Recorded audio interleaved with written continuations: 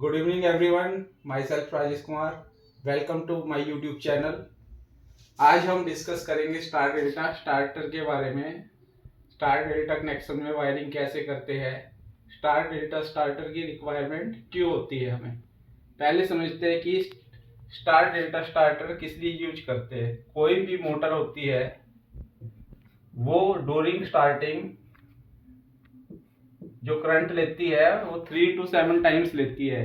अगर मैं 5 HP की मोटर ले लूँ, सपोज करो करंट 7 एम्पियर्स है, तो स्टार्टिंग में ये करंट लेगी 35 to 50 एम्प्स।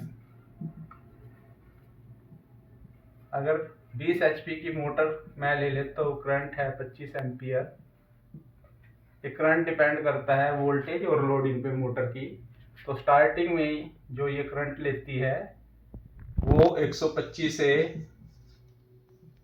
150 एम्प्स तक लेती है।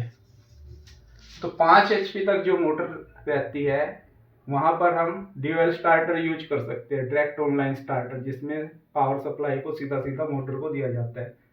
बट उससे ऊपर मोटर की कैपेसिटी जाने पर हमें स्टार डेल्टा स्टार्टर यूज करना होता है, क्योंकि स्टार डेल्टा स्टार्टर में जो करंट है वो 1/3 रह जाता है। करंट 1/3 रह जाता है और वोल्टेज जो होती है, वोल्टेज रह जाएगी 1/√3, करंट रह जाएगा 1/3। तो ये जो काफी हैवी करंट है, जो काफी डेंजरस होता है मोटर के लिए, डैमेज कर सकता है, उस कंडीशन में अगर हम स्टार डेल्टा स्टार्टर यूज करते हैं तो वो करंट 1/3 हो जाता है। इसलिए स्टार डेल्टा स्टार्टर का यूज करते हैं। अब समझते हैं कि स्टार डेल्टा स्टार्टर में वायरिंग कैसे की जाती है। कोई भी 3 फेस मोटर होती है उसमें 3 वाइंडिंग्स होती है। तीनों फेस के लिए एक एक अलग से वाइंडिंग लेती है। ये आर फेस की वाइंडिंग है, ये वाई फेस की वाइंडिंग है और ये वी फेस की वाइंडिंग है। तो हर वाइंडिंग का एक स्टार्ट टर्मिनल होता है, एक एंड टर्मिनल होता है। स्टार्ट टर्मिनल को हम R1 से और एंड टर्मिनल को R2 से, आर फेस की वाइंडिंग को ऐसे लिख सकते हैं। वाई फेस का स्टार्ट टर्मिनल Y1 से और एंड टर्मिनल Y2 से। इसी तरीके से जो तीसरा फेस है हमारा, उसका स्टार्ट टर्मिनल B1 से और एंड टर्मिनल B2 से। तो ये इस तरीके से 3 वाइंडिंग हमारे पास है।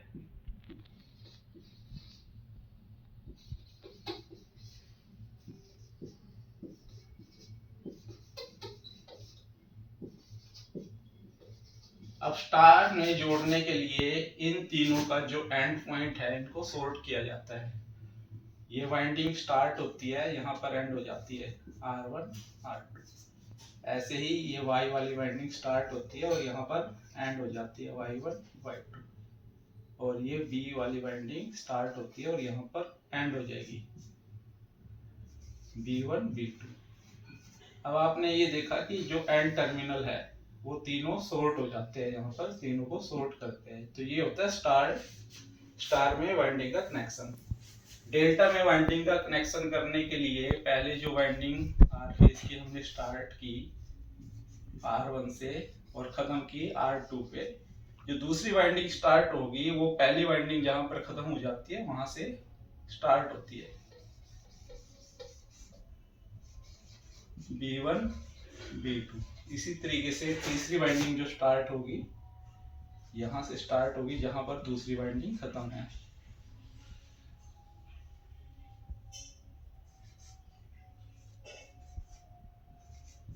तो हर वाइंडिंग का एंड दूसरी वाइंडिंग के स्टार्ट से मिलता है, एंड जो मिलेगा नेक्स्ट वाइंडिंग के स्टार्ट से डेल्टा में। अब हम सबसे पहले पावर वायरिंग के बारे में जानते हैं कि पावर डायग्राम कैसे बनाया जाता है। पावर की वायरिंग को स्टार डेल्टा स्टार्टर में कैसे किया जाता है। सबसे पहले हम सप्लाई देंगे, ये सप्लाई दी MCCB को। उसके बाद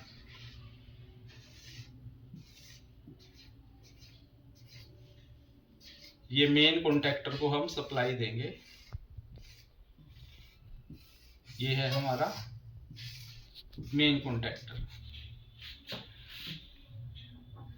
हम उसके बाद रिले को लगाएंगे for safety point of view, thermal overload relay. और इसके बाद ये एक साइड की वाइंडिंग को हम मोटर को दे देते हैं। अगर हमारी मोटर से 3 टर्मिनल निकलते हैं, हमें सप्लाई को ड्यूअल स्टार्टर के थ्रू देना होता है, तो ये वायरिंग जो रहती है मोटर की अंदर से डेल्टा में रहेगी। पहले से इसका कॉन्फ़िगरेशन डेल्टा रहता है और यहाँ से ये इस तरीके से 3 फेज हम दे देते हैं, अंदर ही ये डेल्टा में रहती है। बट अगर 5 HP से मोटर हैवी होती है तो उस केस में हम हमारी मोटर से 6 टर्मिनल निकलते हैं। अगर डेल्टा वाली मोटर में ड्यूअल स्टार्टर वाली मोटर में 6 टर्मिनल निकलते हैं तो उनको पहले हमें डेल्टा में कन्वर्ट करना होता है, तब 3 फेज हम उस मोटर को देते हैं। बट क्योंकि ये मैं अभी डेल्टा स्टार्टर के बारे में बता रहा हूँ, तो यहाँ पर मोटर से 6 टर्मिनल निकलेंगे।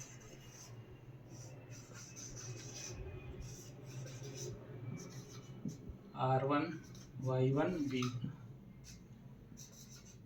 R2 Y2 B2। अब ये मैं ले लेता हूँ डेल्टा वाला कॉन्टैक्टर। डेल्टा में ये R1, ये Y1 and this is B1।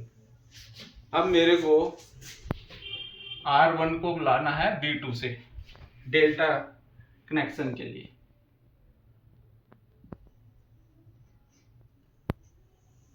R1 को मैं मिलाऊंगा B2 से, R2 को मिलाना है Y1 से। R2 को मिलाऊंगा मैं यहाँ पर Y1 से, और Y2 को मिलाना है B1 से। Y2 को मिलाना है B1 से। ये जस्ट लाइक डेल्टा में जो वायरिंग रहती है वैसे ही यहाँ पर पावर वायरिंग हमने कर दी मोटर की। R1 को B2 से,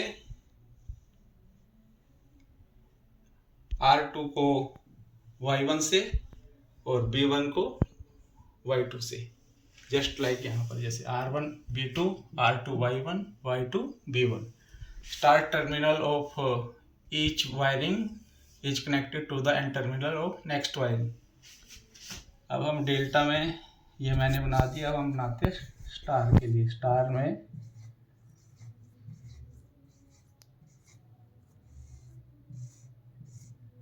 ये Y1 R2 Y2 R2 B2 इन तीनों को सॉर्ट किया जाता है।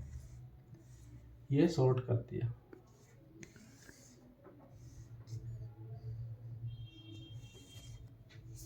ये R2, ये Y2 और ये B2, इन तो तीनों को हमने सॉर्ट कर दिया है। इस तरीके से ये power wiring star delta connection में हम करते हैं। ये डेल्टा वाला है और ये स्टार वाला कॉन्टैक्टर, और ये मेन कॉन्टैक्टर होता है। अब हम कंट्रोलिंग डायग्राम के बारे में बताएंगे स्टार डेल्टा स्टार्टर की। ये कंट्रोलिंग एमसीबी लेते हैं सबसे पहले। ये जो हमारी ओवरलोड रिले रहती है उसके एनसी पॉइंट को लेते हैं, सो दैट अगर मोटर में कोई दिक्कत आए, मोटर ओवरलोड हो जाए, तो यहाँ से मोटर को ये ट्रिप कर जाए थ्रू कंट्रोलिंग। उसके बाद हम ऑटो मैनुअल सेलेक्टर स्विच लगाते हैं। मैनुअल मोड में सबसे पहले स्टॉप पुश बटन को लगाएंगे।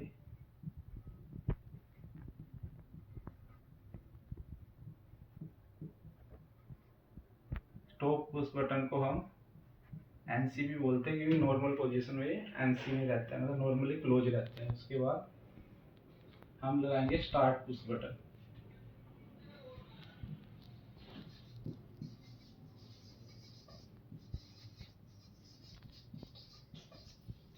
स्टार्ट पुश बटन को NO भी बोलते हैं क्योंकि ये नॉर्मली ओपन रहता है। फिर हम यहाँ सप्लाई देंगे मेन कॉन्टैक्टर को। ये जस्ट लाइक कंट्रोलिंग हो गई जो ड्यूअल की रहती है क्योंकि एक ही कॉन्टैक्टर उसमें रहता है। अब मेन कॉन्टैक्टर को होल्ड करने के लिए हम मेन कॉन्टैक्टर का NO point start push button के पैरेलल में लगाते हैं, सो दैट अगर ये ऑन करने के बाद जब पीछे हट जाता है तो सप्लाई का कनेक्शन यहाँ से पैरेलल में मेन कॉन्टैक्टर को चला जाता है। उसके बाद हमें सप्लाई देनी होती है टाइमर को। ये टाइमर को सप्लाई हमने दी।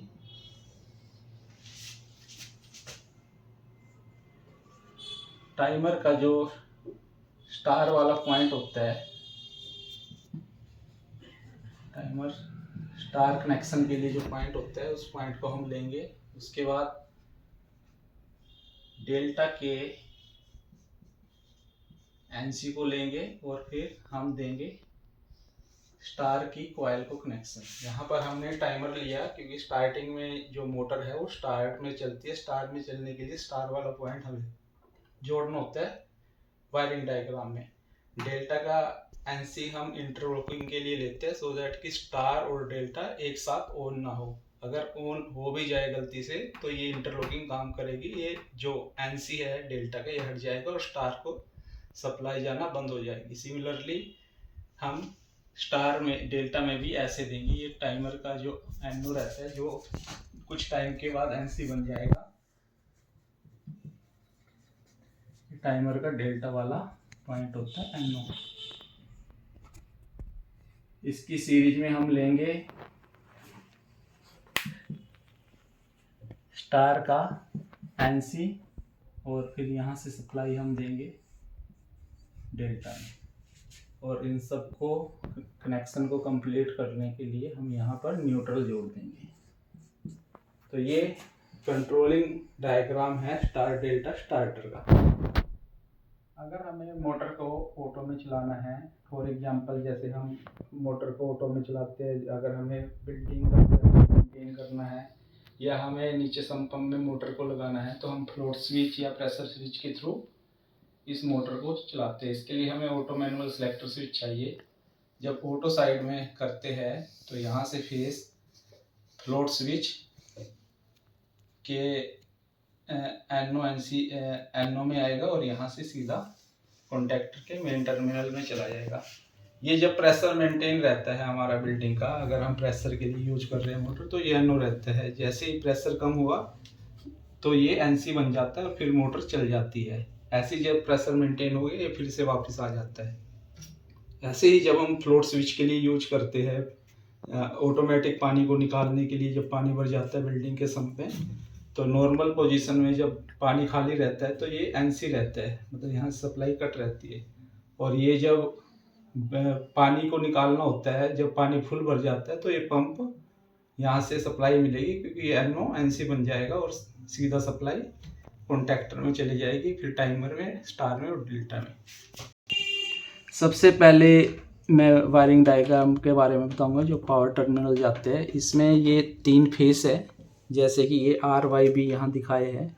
ये 3 फेस सबसे पहले जाएंगे मेन कॉन्टैक्टर में। ये मेन कॉन्टैक्टर के इनपुट में आए 3 फेस, नीचे ये मेन कॉन्टैक्टर के इनपुट में आए। यहाँ से आउटपुट जो जाती है रिले में जाती है और रिले के आउटपुट से ये मोटर के RYB इनपुट साइड में सप्लाई के लिए चले जाते हैं। अब जो डेल्टा वाला कनेक्टर रहता है, डेल्टा में हम डेल्टा से जो हमारा R2 निकलेगा, R2 को हम मिलाएंगे B1 से, और जो यहाँ से B2 निकलेगा B2 को मिलाएंगे Y1 से। जैसे डेल्टा में ये कॉन्फ़िगरेशन है, R1 को B2 से, R2 को Y1 से और Y1 को B1 से। ऐसे हम यहाँ ये मिलाएंगे मोटर्स को। और स्टार वाले कॉन्टैक्टर में ये N टर्मिनल हम शॉर्ट करते हैं, जैसे ये शॉर्ट हो रखे हैं। जो कंट्रोलिंग वायरिंग है वो हम शुरू करते हैं ओवरलोड रिले के एनसी से, और यहाँ से जो जाता है हमारा ऑटो मैनुअल सेलेक्टर स्विच के कॉमन पॉइंट में जाता है। ओवरलोड सेलेक्टर स्विच के कॉमन पॉइंट के बाद मैनुअल पॉइंट का जो टर्मिनल है वो स्टॉप पुश बटन के इनपुट साइड आएगा, और यहाँ का इनपुट से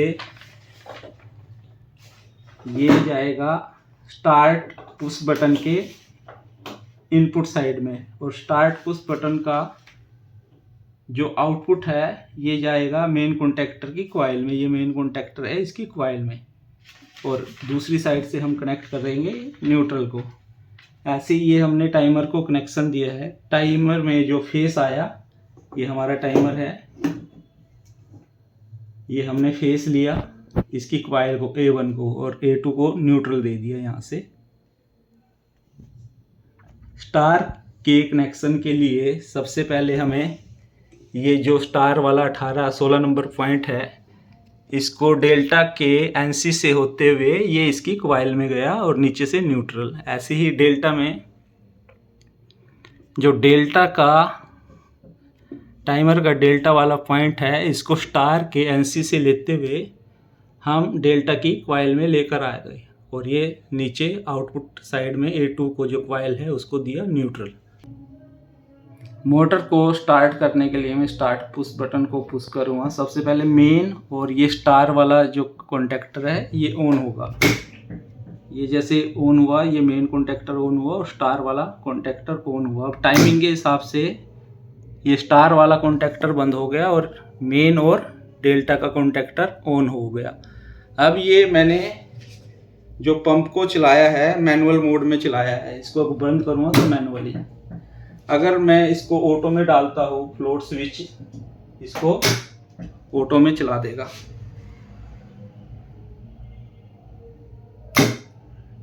Thanks for watching my video. If you liked my video, kindly subscribe my channel.